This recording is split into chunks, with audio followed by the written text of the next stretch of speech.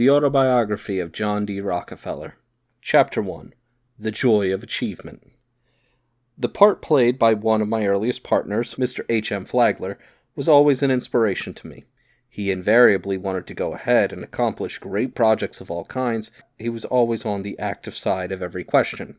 And to his wonderful energy is due much of the rapid progress of the company in the early days. It was to be expected of such a man that he should fulfill his destiny by working out some great problems at a time when most men want to retire to a comfortable life of ease. This would not appeal to my old friend. He undertook, single-handed, the task of building up the east coast of Florida. He was not satisfied to plan a railroad from St. Augustine to Key West, a distance of more than 600 miles, which would have been regarded as an undertaking large enough for almost any one man.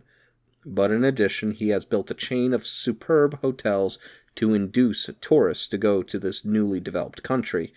Further than this, he has had them conducted with great skill and success.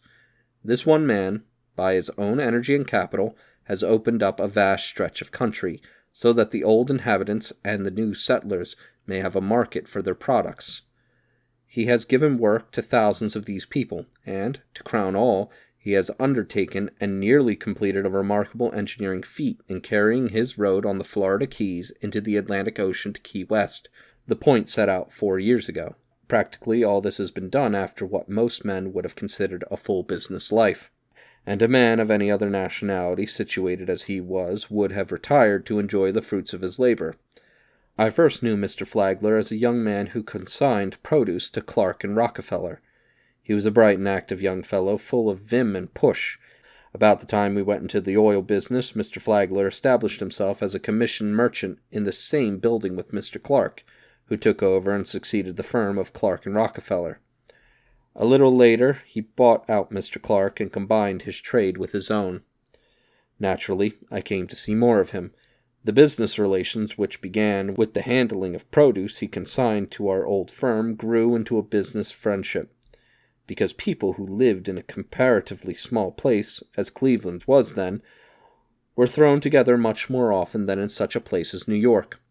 When the oil business was developing and we needed more help, I at once thought of Mr. Flagler as a possible partner, and made him an offer to come with us and give up his commission business. This offer he accepted, and so began that lifelong friendship which has never had a moment's interruption. It was a friendship founded on business, which Mr. Flagler used to say was a good deal better than a business founded on friendship, and my experience leads me to agree with him. For years and years this early partner and I worked shoulder to shoulder. Our desks were in the same room. We both lived on Euclid Avenue, a few rods apart. We met and walked to the office together, walked home to luncheon, back again after luncheon, and home again at night. On these walks, when we were away from the office interruptions, we did our thinking, talking, and planning together. Mr. Flagler drew practically all our contracts. He has always had the faculty of being able to clearly express the intent and purpose on a contract so well and accurately that there could be no misunderstanding, and his contracts were fair to both sides. I can remember his saying often that when you go into an arrangement, you must measure up the rights and properties of both sides with the same yardstick, and this was the way Mr. Henry M. Flagler did. One contract Mr. Flagler was called upon to accept, which to my surprise he at once passed with his okay and without a question. We had concluded to purchase the land on which one of our refineries was built and which was held on a lease from John Irwin, whom we both knew well. Mr. Irwin drew the contract for the purchase of this land on the back of a large manila envelope that he picked up in the office. The description of the property ran as such contracts usually do until it came to the phrase, "The line runs south to a mullein stalk," etc. This seems to me a trifle indefinite, but Mr. Flagler said, "It's all right, John. I'll accept that contract, and when the deed comes in, you will see that the mullein stalk will be replaced by a proper stake, and the whole document will be accurate and shipshape." Of course, it turned out exactly as he said it would. I am almost tempted to say that some lawyers might sit at his feet and learn things about drawing contracts good for them to know, but perhaps our legal friends might think I was partial, so I won't press the point. Another thing about Mr. Flagler, for which I think he deserves great credit, was that in the early days he insisted that, when a refinery was to be put up, It should be different from the flimsy shacks which it was then the custom to build.